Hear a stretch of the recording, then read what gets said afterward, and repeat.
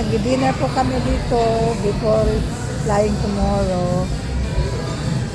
Mga neighbors. Ito sa Jerry's Grills Samoa. Yung kaming kare-kare, calamares, at ito yung masarap. Crispy kangkong. Lips ng kangkong. Nilaga. Wala pa yung sisig niya. At ito pa yung... Mix na natin na yung sisig. Yeah. Ang dami naman pagkain. Yan o, minimix niya yung walang kamatayang sisig. Paborito ng anak ko. Ang gwapo pa ng server namin. Mainit pa yung plate natin. Ito po.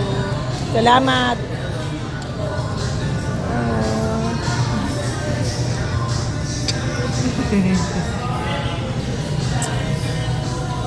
Ang babait ng server dito, maliban sa mga gwapo na, mababait pa. Yan lang po, kain muna kami. Thank you.